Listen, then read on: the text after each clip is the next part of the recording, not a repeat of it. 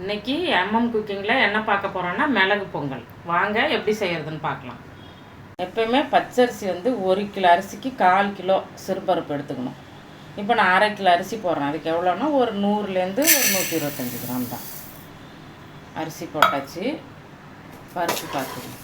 இந்த அளவு போட்டால் தான் நம்மளுக்கு பொங்கல் அந்த மாதிரி ஒரு மாதிரி திக்காகிடுது, கட்டி மாதிரி இருக்குன்னு சொல்லுவாங்களா, அந்த மாதிரி வராது. பருப்பு நல்லா தலை கொடுக்கும். நான் இப்போ இதை கழுவிட்டு வந்துடுறேன்.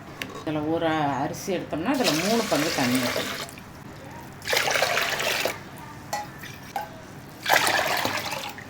தேவையான உப்பு போட்டு குக்கரை மூடி வச்சிடலாம். ஒரு 4 விசில் விட்டுக்கலாம்.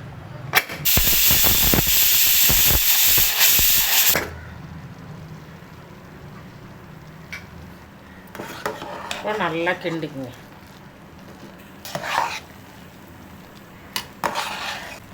ஒரு 4 விசில் வச்சு எடுத்தோம்னா இந்த மாதிரி நல்லா குழவா வந்துடும். இதுக்கப்புறம் இதை இறக்கி வச்சுட்டு நம்ம தாளிச்சிடலாம்.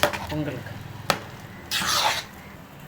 ஒரு கடாய் வச்சு எண்ணெய் ஊற்றிங்க. இப்போது ஒரு ஸ்பூன் அளவு மிளகு, அது கூடவே கொஞ்சம் கூடையே சீரகம் சேர்த்துங்க. ஒரு ஸ்பூனை விட கொஞ்சம் கூட சேர்த்துங்க. இந்த அளவு சேர்த்து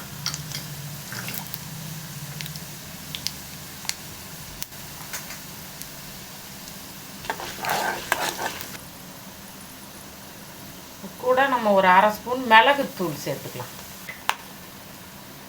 கொஞ்சம் பெருங்காயம் சேர்த்தா நல்லாயிருக்கும் பொங்கலுக்கு.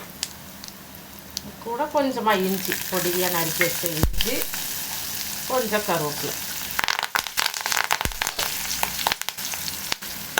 நம்ம தாளிச்சதெல்லாம் எடுத்து பொங்கலில் போட்டுக்கலாம். கடாயில் கொஞ்சம் நெய் சேர்த்துக்குங்க. உங்களுக்கு எவ்வளோ நெய் வேணுமோ, நிறைய நெய் சாப்பிட்றவங்களா இருந்தால் நெய் சேர்த்துக்கலாம்.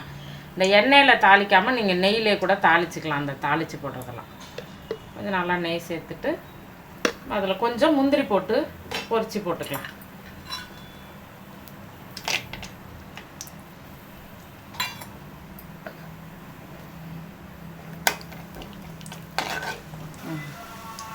இதை எடுத்து பொங்கலில் போட்டுக்கலாம். இந்த மாதிரி தாளித்து ஊற்றிக்கணும். இது ரொம்ப திக்காகாது உங்களுக்கு. பொங்கல் செய்கிறது ரொம்ப ஈஸி. உங்களுக்கு செஞ்சு காட்டியிருக்கேன். உங்கள் வீட்டில் நீங்களும் செஞ்சு சாப்பிட்டு பார்த்துட்டு எப்படி இருக்குன்னு எனக்கு கமெண்ட் பண்ணுங்கள், ஷேர் பண்ணுங்கள், லைக் பண்ணுங்கள். எல்லாத்துக்கும் மேலே சேனலை சப்ஸ்கிரைப் பண்ணி சப்போர்ட் பண்ணுங்கள். நன்றி.